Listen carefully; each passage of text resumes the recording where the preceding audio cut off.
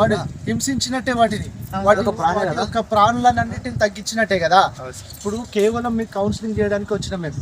ఏంటంటే మీరు వెళ్ళిన కాడల్లా ఈ స్పాంజీలు చిన్న చిన్న వలలు పెట్టి చికాకు చేసి తిన్నట్టు తెలిస్తే జైలుకి పంపిస్తాము. ఎట్టి పరిస్థితుల్లో అట్లా జరగదు. ఎక్కడున్నా మీ పని మీరు చూసుకోవాలి. వేట అనేది నిషిద్ధం బాబు. రవి, వేట నిషిద్ధం. ఏ విధంగా వేటాడినట్టు మాకు సమాచారం అందిన మీ దగ్గర వెరిఫై చేసినప్పుడు, తనిఖీ చేసినప్పుడు ఎట్లాంటి ఉన్నా కానీ పట్టుకొని వాటిని మేము జైలుకు పంపించాల్సి వస్తుంది నిర్దాక్షిణ్యంగా. మాకు అనవసరం. మాకు కావాల్సినటువంటి వన్యప్రాణులను తీసుకొచ్చి మీరు పెంచుకున్నాడు, వేటాడు, తినుడు ఇవన్నీ చేసిండ్రు అనుకో జైలుకు పంపిస్తాం. మొత్తం వెహికల్స్ అని సీజ్ చేసి లోపల మీ అందరు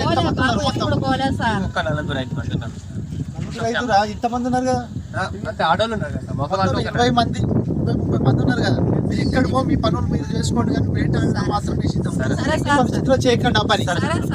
ఇదే ఫస్ట్ అండ్ లాస్ట్ అనుకోండి. మీ మైండ్లలో అది పెట్టేసుకోండి. అమ్మో ఏది ఫిట్నర్ పట్టినా కానీ ఫారెస్ట్ అధికారులు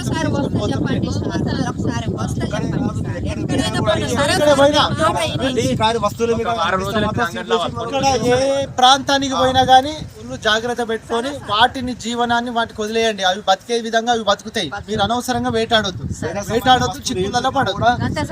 నిర్దాక్షిణ్యంగా తీసుకుపోయి జైల్లో పెట్టేస్తాం. బెయిల్ కూడా ఉండదు. అర్థమవుతుందా? పోవద్దు, పోవుడు అది కాదు. ఉండాలని అవగాహన కల్పించడానికి.